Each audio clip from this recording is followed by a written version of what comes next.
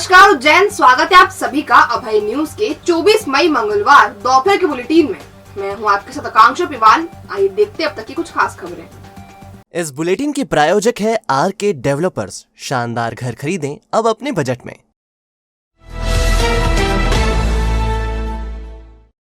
उज्जैन विकास प्राधिकरण के कर्मचारियों ने लीज पर दिए भवन की 2 टुकड़ों में रजिस्ट्री करा दी। इससे प्राधिकरण को 4.5 लाख रुपए की चपत लग गई है। सीईओ ने रजिस्ट्री शून्य घोषित करते हुए मामले में जांच बढ़ा दी है। यह मामला विकास प्राधिकरण की ऋषिनगर आवासीय योजना से जुड़ा हुआ है। योजना के एच सेक्टर में 246 वर्ग फीट के मकान नंबर 1419 का आवंटन रमेश कुमार चौहान को किया गया था। अब चूंकि प्राधिकरण अपनी प्रॉपर्टी को लीज पर देता है और इसके मुताबिक 30 साल में लीज का नवीनीकरण कराना होता है, चौहान ने इसमें से एक हिस्सा विमल जैन को बेच दिया, जबकि नियम के तहत लीज पर लिए गए भवन या भूखंड के टुकड़े नहीं किए जा सकते हैं। लीज के प्लाट की रजिस्ट्री कराने के लिए कलेक्टर गाइडलाइन से 5.5% शुल्क जमा करना पड़ता है। ऋषिनगर योजना के लिए यह गाइडलाइन की वर्तमान दर से 4.5 लाख रुपए होती है। दरअसल यह पूरा खेल प्लाट मालिकों और प्राधिकरण कर्मचारियों की साठगांठ से खेला गया। 4.5 लाख रुपए का सरकारी शुल्क बचाने के लिए संपदा शाखा के कर्मचारियों ने प्राधिकरण के बाहर ही ये रजिस्ट्री करवा दी। इससे सीधे सीधे प्राधिकरण को राजस्व का नुकसान हुआ। अब यहाँ हम आपको ये बता दें कि उज्जैन विकास प्राधिकरण की संपदा शाखा का काम प्राधिकरण की आय बढ़ाना है, लेकिन हाल के सालों में शाखा में पदस्थ बाबू से लेकर अधिकारियों तक ने प्राधिकरण की इनकम तो नहीं बढ़ाई, लेकिन अपनी खुद की इनकम उन्होंने जरूर अच्छी खासी कर ली। हालांकि प्राधिकरण सीईओ सुजान सिंह रावत ने यह मामला जानकारी में आते ही तत्काल प्रभाव से संबंधित रजिस्ट्री शून्य घोषित कर दी। इस मामले में विभागीय जांच का आदेश भी दिया गया है। अब उन कर्मचारियों का पता लगाया जा रहा है जिन्होंने इस खेल को खेलने में मकान मालिक का साथ दिया। हत्या के आरोप में जेल में बंद रहे एक मजदूर के साथ उसके ही भाई ने दगाबाजी कर डाली। उसने पैतृक मकान बेच दिया और उसके पैसे अपने पास रख लिए। मजदूर ने जन सुनवाई में आवेदन देकर कार्रवाई की मांग की है। हत्या के आरोप में जेल में बंद रहे एक मजदूर के साथ उसके ही भाई ने दगाबाजी कर डाली। उसने पैतृक मकान बेच दिया और उसके रुपए अपने पास रख लिए। मजदूर ने जन सुनवाई में आवेदन देकर कार्रवाई की मांग की है। उज्जैन के पवासा स्थित उद्योगपुरी क्षेत्र में मजदूरी करने वाले विजय पिता बाबूराव दलवे ने मलेरिया विभाग में पदस्थ अपने बड़े भाई अमृत दलवे पर मकान बेचने का आरोप लगाया है। विजय ने बताया कि वह 2004 से 2016 के बीच हत्या के आरोप में जेल में बंद था। उसके पिताजी की मौत 2001 में हुई और माताजी की 2015 में हुई। पिता ने आगर रोड के संजय नगर में मकान बना रखा था। मां की मौत के बाद बड़े भाई अमृत ने बाले बाले आगर रोड स्थित संजय नगर की गली नंबर 6 में स्थित वो पैतृक मकान बेच दिया। अब बड़े भाई विजय को मकान की सही जानकारी नहीं दे रहे हैं और उन्होंने उससे संबंध भी खत्म कर लिया है। फिलहाल विजय रहने को घर नहीं, सोने को बिस्तर नहीं वाली स्थिति में जी रहे हैं। इस संबंध में जब विजय दलवे के बड़े भाई अमृत दलवे के मोबाइल नंबर 9009076690 पर संपर्क किया गया तो उन्होंने फोन रिसीव नहीं किया। दलवे का पक्ष जब भी मिलेगा आपको बताया जाएगा। मेरे भाई द्वारा मकान बेच देगा, मैं जन सुनवाई में आवेदन दिया था और गुप्त तरीके से बेचा, फर्जी तरीके से मेरे साइन भी नहीं करवाए और उसके बाद फिर धोखाधड़ी का मुझे पता गुप्त तरीके बताया कि तेरा मकान किराए से दे दिया है और तू उधर जाना मत, वहाँ घटना हुई थी तो इस कारण तेरे को मार देंगे, कोड़ देंगे। इस कारण मैं उधर गया नहीं और मैं मेरी मजदूरी करके उस क्षेत्र में नहीं गया और फिर बोले कि किराएदार ये वो बेच देंगे, अच्छी कीमत आएगी, ऐसे करते रहे टाल मटोल भाई साहब। उसके बाद फिर ना तो उसकी मकान की सूचना दी बेचे तो, और फिर मुझे अब पता चली कि मकान बेच दिया गया है। मैं दिनांक 4 से 2016 में इस्तीफा बाहर आया। आपको भाई साहब का नाम और क्या? मेरे भाई साहब का नाम अमृतराव दलवे, जो कि मलेरिया विभाग में शासकीय बाबू है।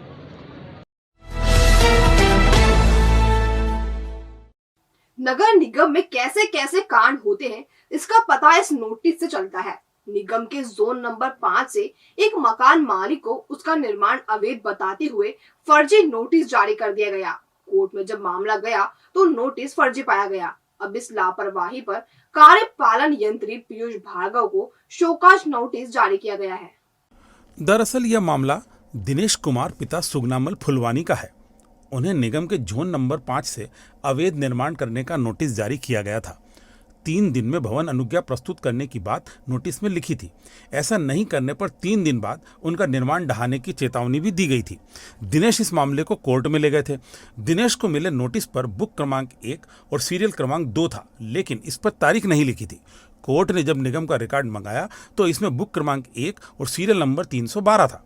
इस पर तारीख 10 मई 2022 दर्ज थी, जबकि जोन क्रमांक 5 के जावक रजिस्टर के क्रमांक 312 पर तारीख 12 मई 2022 और शिकायत मुरली लाल नवकार पार्क अंकित था। इसमें ही क्रमांक 312 जोड़कर दिनेश फुलवानी को नोटिस जारी किया गया था। इससे यह साबित हुआ कि सूचना पत्र जारी करने में अनियमितता की गई थी। इसके लिए निगम के दस्तावेजों में छेड़छाड़ की गई थी। अपर आयुक्त आदित्य नागर ने इसे गहरी गलती मानते हुए कार्यपालन यंत्री पीयूष भार्गव को शो काज नोटिस जारी किया है। 24 घंटे के भीतर जवाब मांगा है। ऐसा नहीं करने पर अनुशासनात्मक कार्रवाई की चेतावनी भी दी है। आयुक्त अंशुल गुप्ता की नोटिसों की बमबारी ने उनके पूर्व पीए मनीष भावसार पर सस्पेंड का बम गिरा दिया है। मोबाइल टावर लगाने की जानकारी का पत्र भावसार ने पीए रहते गायब कर दिया था। यह पत्र उन्होंने सीधे अधीक्षण यंत्री को फॉरवर्ड कर दिया था, जबकि इसे आयुक्त को भेजा जाना था। दरअसल निलंबन की यह कहानी अपर कलेक्टर के 17 फरवरी 2022 को भेजे हुए पत्र से शुरू हुई थी। इसमें मोबाइल टावर स्थापित करने के लिए एनओसी जारी करने की समय सीमा की जानकारी चाहिए गई थी। यह पत्र भावसार ने बगैर निगमायुक्त की जानकारी में लाए अधीक्षण यंत्री को फॉरवर्ड कर दिया था। इसी तरह परियोजना अधिकारी डूडा का 29 जनवरी को भेजा पत्र भी भावसार ने गायब कर दिया था। निगमायुक्त ने जब भावसार को नोटिस जारी कर जवाब मांगा तो भावसार ने इसे मानवीय भूल बताया। भावसार के इस जवाब से निगमायुक्त संतुष्ट नहीं हुए और उन्होंने अलग अलग तारीखों में मिले पत्र को गायब करने को संगीन मामला माना और मनीष भावसार को निलंबित कर दिया। निलंबन के दौरान मनीष भावसार का मुख्यालय ट्रेचिंग ग्राउंड गोंदिया रखा गया है। इस दौरान उन्हें जीवन निर्वाह भत्ते की पात्रता रहेगी। डर्मा ड्रीम क्लिनिक लाया है उज्जैन ने विदेशों जैसी लेटेस्ट टेक्निक। तो अब advance hair transplant, advance laser hair removal, advance facial treatment, सफेद दाग और कटिकान की सर्जरी, मुहासों के गड्ढे और गर्दन के मस्सों के ट्रीटमेंट के लिए शहर से दूर क्यों जाना।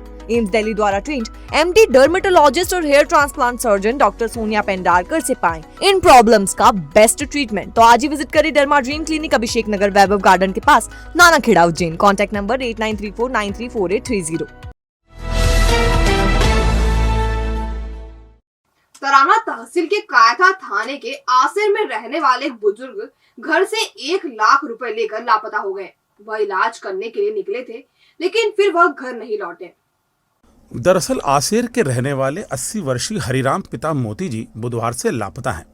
पत्नी तेजूबाई के अनुसार गांव में रहने वाला बालकृष्ण शर्मा उर्फ बल्लू पिता रामदेव 18 मई की सुबह हरिराम को घर से इलाज कराने के बहाने लेकर गया था। हरिराम साथ में घर में रखे हुए 1 लाख रुपए भी लेकर गए हैं। इस संबंध में परिजनों ने कायथा थाने में कई बार शिकायत की, लेकिन पुलिस कार्रवाई नहीं कर रही है। परिवार अब इस बात से चिंतित है कि हरिराम जिंदा भी है या नहीं। मंगलवार को परिजन जन सुनवाई में पहुंचे और फरियाद की। इसके बाद उन्हें एसपी ऑफिस भेज दिया गया। पत्नी तेजूबाई ने आवेदन में आरोप लगाया है कि रुपयों के लालच में बालकृष्ण और उसके साथी गोकुल ने हत्या कर दी है और पुलिस इस मामले में कोई कार्रवाई नहीं कर रही है। पत्नी के अनुसार गोकुल सिंह आपराधिक प्रवृत्ति का है और वह हत्या भी कर चुका है।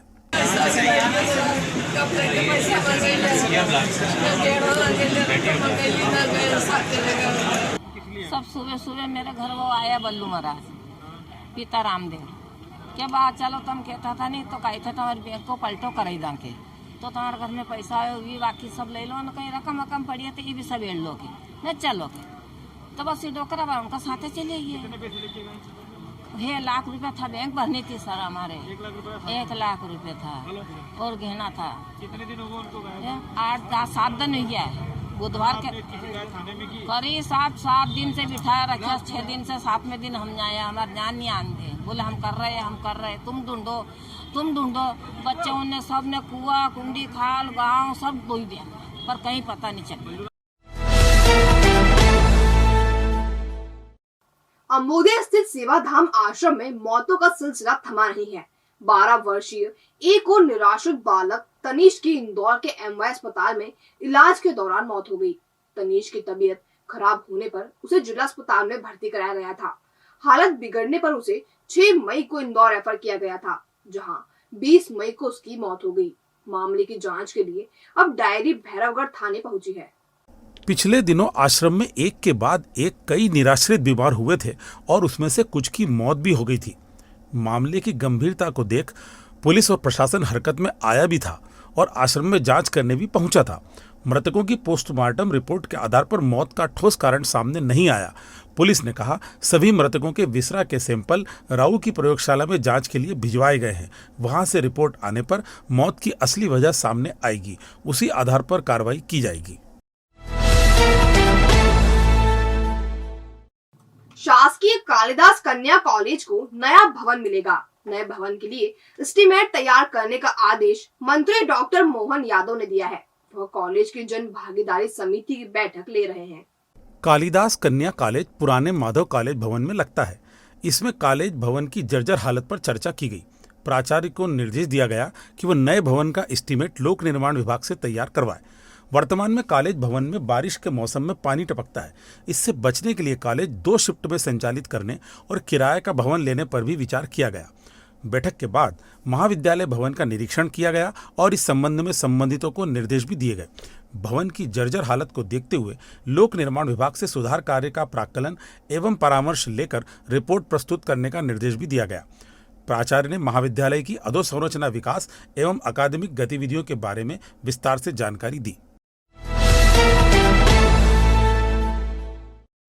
तो आपने देखा अभय न्यूज का आज का बुलेटिन। अगर खबरों को लेकर आपके पास कोई फीडबैक हो तो हम तक इनबॉक्स में या कमेंट सेक्शन में जरूर पहुंचाएं। कल फिर मिलेंगे नए बुलेटिन के साथ। नमस्कार।